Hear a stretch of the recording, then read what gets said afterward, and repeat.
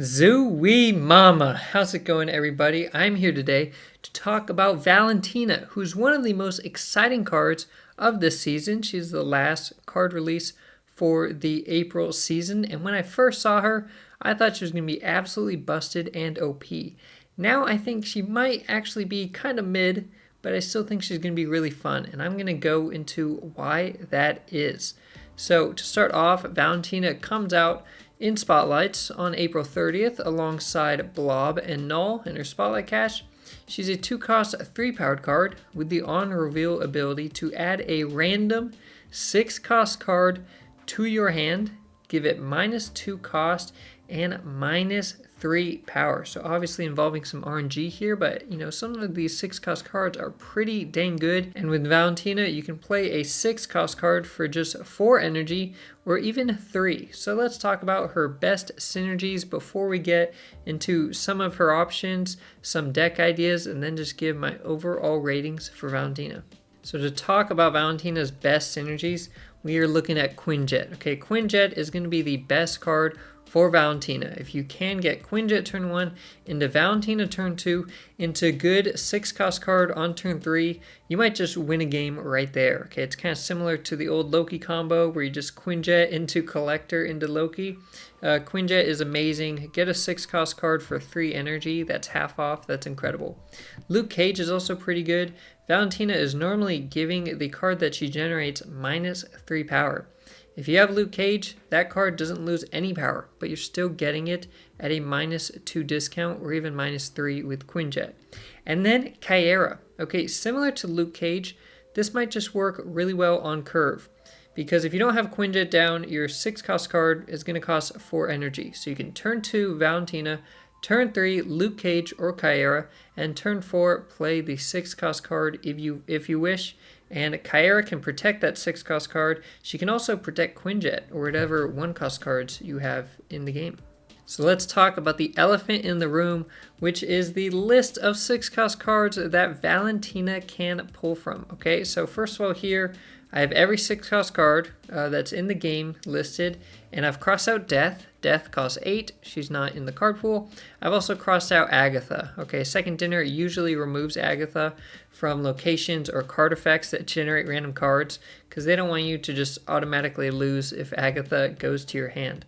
So in terms of the eligible 6-cost cards that Valentina could pull, there are 26 of them. Okay, 26 different options. Now, in terms of what I consider just good pulls, even if you do not have Quinjet or Luke Cage on board or in hand, these cards are just good. I've got these 10, okay? I think there are approximately 10 6-cost cards you are happy to get anytime, regardless of which deck you're playing, regardless of what other card you have. These are just good. They add big power or a little bit of utility, like Alioth or Odin, but mostly they're just power. Now, if you do have Luke Cage down to negate the -3 power, or if you have Quinjet down to make the card cost 3, I think you've got 7 more good targets, okay? So out of these 26 cards, I think without any synergy, 10 of them are good. So 10 out of 26, most of them come out to be like a 4-8, 4-9 or higher. But if you do have Luke Cage or Quinjet, I think it goes up to 17. So that's 17 out of 26. So if you do synergize with Valentina, I think over half of the options are good, but there are some options that just always suck. Null is bad if you're not playing Destroy and your opponent's not playing Destroy. Arnim Zola, Ultron, Destroyer, like some of these you will just never play, even if they were free. Like they just don't do anything for you. To dive into the good, the bad, and the ugly for Valentina, let's start with the good. First up, she's at least a 2-3. Okay, even if you're not going to use the card that she generates, she's a 2-3 on the board. Those are decent stats. That's a good floor. Second, she's doing card generation. It's not like you're losing a card from your deck or from your hand if you get something you don't like. Okay, it's just a free card to your hand, and unless it fills up your hand so you have 7 cards, there's just no downside to even having a useless 6-cost card. There's a surprise element here. Your opponent doesn't know what you're getting, okay? They know you're getting a 6 cost card. They don't know which one. And as we looked at on the last slide, there's 26 options. So they cannot plan around it. And this can be good for conquest mode, okay? Especially maybe you get matched up against a destroy player and all of a sudden you have null in one of these games. You know, there could be some really big twists and surprises because of Valentina. And then we've got these snap mind games. If you play Valentina on 2, and you get something like Doctor Doom in hand, which is probably like the gold standard. Okay, if you can get Doctor Doom, that's amazing. Super lucky game. You could snap before playing Doctor Doom in hopes that your opponent sticks around, and then you play Doom, and then you win the game. But you could also play Doctor Doom first, so your opponent sees you played a Doctor Doom on turns 3 or 4, and then you snap after playing Doom, and your opponent just retreats. Okay, that could be good if you think your hand isn't good, and after that Doom play, you think it's going downhill, you know, your turns 5 and 6 aren't going to be good. So you can use it to scare off your opponent to just secure cubes in a game you're not super confident in. And you can even bluff. Maybe you play Valentina, and you get something useless to your hand, like a null, and no one's playing destroy. You can just snap anyways, hope that your opponent retreats because they think you did get something, like a Doctor Doom. So very interesting aspect there. In terms of the bad, she's often just going to be a 2-3. Okay, as we looked at, if she doesn't have synergy, 10 out of 26 cards, I would say you want to play. That's less than half. Okay, so a lot of times she's just a 2-3, and you should kind of expect that. You shouldn't expect to get something that just synergizes with your deck or is your best play. She's hard to plan future turns. If you're playing her in a deck like with Loki, well, normally you play Loki on turn 4. Are you playing Loki, or are you going to play this 6 cost card that you're getting for 4 energy? Okay, and sometimes you just don't know ahead of time, and you don't know where you want to put cards on locations. Okay, it's just going to take time, and that can be a bit annoying. And then Mobius exists still. I think I haven't seen him too much out there, but if Valentina does get really popular, we're just going to see more Mobius, okay? And he obviously counters some other cards that, you know, discount costs. So Valentina just straight up loses. You're then getting a 6 cost card that costs 6, and it has -3 power, and it's probably not good for your deck anyways. So she just gets wrecked by Mobius. She does compete with Cable. Cable's actually pretty strong. He's a really good card now. He's a 2-3 that's getting something from your opponent's deck. And your opponent's probably playing good cards, so he often gives good cards. He's stealing a card from their deck, he's giving knowledge of what they're playing, and he's better than Valentina, and they're at the same cost and power level. Okay, so it kind of sucks that she has this clear competition, and I think Cable wins that competition with her. And then Valentina is just bad after turn 3. Okay, if you get her down on turn 2, or even turn 3, you can still follow up with your 6 cost card right on turn 4, right on curve, and they'll still be good. But after turn 3, you're probably not going to play her. You don't know what she's going to get. She might give you something useless, right? It's not really worth to commit to. So she really just starts to suck if you cannot get her down within the first 3 turns of the game. And before we get into the floor and ceiling for Valentina, this is just a friendly reminder to like this video and subscribe to the channel if you have not already. We've got a great positive community that's growing. We do giveaways. We have fun here. It's a good time. Let's get into her floor and ceiling. So at Valentina's reasonable floor, her at her worst, she just does nothing. Okay, she's a 2-3 that's adding a useless card to your hand. And usually there's really no downside to that. It just stays in your hand and you just decide not to play it. That's above the line of being viable. Okay, it's still 3 power on the board for 2. That's not bad. It's obviously not competitive. Okay, it's not doing anything. It's just stats on the board. Now, in terms of her reasonable ceiling, she's giving you some top tier 6 cost card. Okay, often this is just a card that has huge power. It's going to be like a Doctor Doom or Magneto or Red Hulk. So she's giving you something like this for 3 because you have Quinjet down, and you can play Luke Cage. Now, nice thing about Luke Cage is you can actually play him after. So you could do turn 1 Quinjet, turn 2 Valentina, turn 3 Doctor Doom or whatever you get, and then play Luke Cage on turns 4, 5, or 6. So this would be great because then she essentially becomes a 2-3 that you then follow up with like a 3-15 or a 3-18 or 3-20 depending on what she pulls. And this is above the line of being overpowered. If she consistently does this, or you have a string of just great RNG, she's just going to win you games. Okay, that's very, very strong. But where do I think she is on average? Well, on average, I think she actually falls a bit below the line of being competitive. I think on average, she's giving you a 4-8. Okay? This means you're playing Valentina as a 2-3 that essentially has no ability, once she's on the board. And then you're playing a 4-8 that also might not have an ability. So this can be the case if you don't have Luke Cage down. You get something like Scar, who becomes a 4-8. You get Hulk, who's a 4-9. Or Thanos, who's a 4-7. Something around this 4-8. Or you do have Luke Cage down even, but you just get something like Onslaught, who's 7 power, Odin, who's 8, Hela, who's 6. I think often she's giving you something around the stat line, and that's not competitive. Okay, playing a 2-3 with no ability, and then on turn 4 playing a 4-8 with no ability just doesn't really cut it. So I think on average, Valentina is actually below the line of being competitive, but she has these moments where she can just win you a game essentially by turn 3. So this is a pretty big range, okay? Because her floor is okay, her average is whatever, but her ceiling is actually really high. So she's got a huge range. You better be praying to RNGesus when you play Valentina. So the first deck I've cooked up for Valentina is just slotting her right into a Loki list.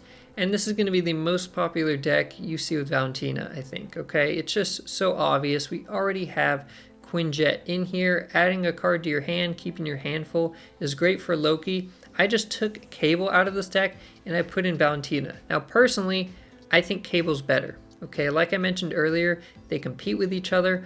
I think Cable is more consistent and he's just the better option. But if you want to go for some more shenanigans and possibly some game-winning plays, you could put Valentina in, and I think this Loki deck just works, okay? It already works. It's going to keep working whether you have Valentina or Cable, and you're going to see it a lot when people are testing out Valentina. Next up, I've got Valentina in a bounce list. Okay, so again, we have Quinjet here, and we also have Kyera. Again, if we do end up playing the 6-cost card we get from Valentina, if it does happen to be a really big power, Kyera will protect it. She'll also protect the 1-cost cards that we have in this deck, because we've got Kitty Pryde, Nico, Quinjet, and Snowguard. Okay, we are running with a ton of 1-cost cards. Kyera is going to be nice for that. And then we just have a nice bounce list. Look to Hitmonkey for big power, as well as the Collector, who gets powered up when you play Valentina, and Angela. These cards just power up, and if we need to, we'll play something big that we get from Valentina. And last up, we've got this deck, which is just utter shenanigans. Okay, you must praise RNGesus and just let things happen, okay? Because we've got Quinjet alongside Pixie and Moon Girl. Okay, we have Loki in here as a backup, but we're hoping to just get some big stuff for cheap through Pixie and or Valentina, and we do even have Kyera in here to protect stuff. But if you can get something cheap and you get a Dr. Doom for cheap, whether it's because of Pixie or Valentina, you can duplicate it with Moon Girl. You're gonna have some crazy stuff going on, okay? This deck is often gonna be memes, but on occasion, it will achieve some dreams. Now, to break down this Spotlight Week, first up, in terms of token value, this is good. This is the standard. We have 2 Series 5 cards in Valentina and Blob, and we've got 1 Series 4 card in Null. Now, in terms of being competitive, this is also a good week, okay? If you want to play Destroy, you want Null. It's that simple. Basically, every Destroy deck ever has Null in it. Blob is solid. He's not seen too much play right now. Red Hulk did replace him a bit, and with the Thanos nerf, he doesn't have too many homes. You could still play him in like a Hela deck if you want, and a couple other things, but he's not really needed. And if you don't play Destroy, then maybe you don't want Null either. And Valentina, we're going to have to wait and see. In terms of the variants, I think they're okay. Blob is a Luchador variant. Most of the Luchador variants are pretty mid. This is actually probably the best Luchador variant, okay, by far. It's not really tough competition, but it's not bad. It's kind of funny. The Null one's not bad either, but Null just has a ton of variants, and he's been featured in Spotlight caches so many times. A lot of his variants look pretty similar, so the odds that this one's your favorite, I guess, is pretty low. And I think the Valentina one's fine. It kind of reminds me of like a Daredevil pose. But I think it's okay. It is her only variant in the game, though. She doesn't have any variants, at least right now. So if you don't want a variant for her, you're kind of stuck with this one. Now, to give my final ratings on Valentina. First up, in terms of being fun, I think she's really fun, okay? I really do. I was going to go with amazing, but there are just going to be a lot of games you just don't play the card that she gives you because it's not good. Okay, or you just have something better to do anyways. Maybe you get like a decent card for 4 energy, but you have a better play on turn 4. But you know, this shenanigans, this kind of RNG can create some very fun and very memorable moments and highlights. In terms of being flexible, she's okay. You're pretty much just going to be playing her in decks that Quinjet already works in, such as the list I showed, and specifically Loki. But you could just put her in a few different shelves. If you fall in love with her and you feel like you're always getting good cards from her, you could just like put her in anything as a general 2-drop, although I wouldn't necessarily recommend that. Now in terms of being competitive, I think she's just okay. When I originally previewed this season, I thought she was amazing. I thought she was going to be overpowered and crazy, but when I actually sat down and looked at the list of 6-cost cards, there's just so many bad or just weak targets that, again, you're just going to have something better to do on turn 4. You're not going to want to play what she gives you. Now, I did almost go with bad here, just 1 star for competitive, but there are going to be times she wins you the game. There are going to be times she's doing her job just by adding a card to your hand, okay? Just by adding a card to your hand, she will power up the collector. She will give you another card for Loki to replace. There's going to be times where you don't really care that you're not playing that 6-cost card, so I don't think she's horrible. I think she's okay. I don't think she sticks around in the meta. Again, I think most decks that she works in, Cable is just a better option. So I definitely don't think Valentina is needed to be competitive, although I think you could play her. I don't think she's a horrible card, and she's pretty fun. But overall, I'd recommend not going for Valentina unless you're very interested in the Spotlight Week, okay? If you are chasing after Null, then you go get Null, because he is very much worth it if you want to play Destroy. Blob, not really needed. And again, we'll wait and see on Valentina, but I think she's going to fall flat. I just think her pool, the odds are not in your favor, okay? She will win you some games. You will see highlights, but the consistency is not there. So I'd recommend not picking her up, or at least waiting to see how you feel about her a couple days after she has been released. So those are my thoughts on Valentina, but I want to hear your thoughts on Valentina. As always, let me know in the comment section what you think of her and which combos or decks you are excited to test her out in. And until then, stay positive. I'll see you next time.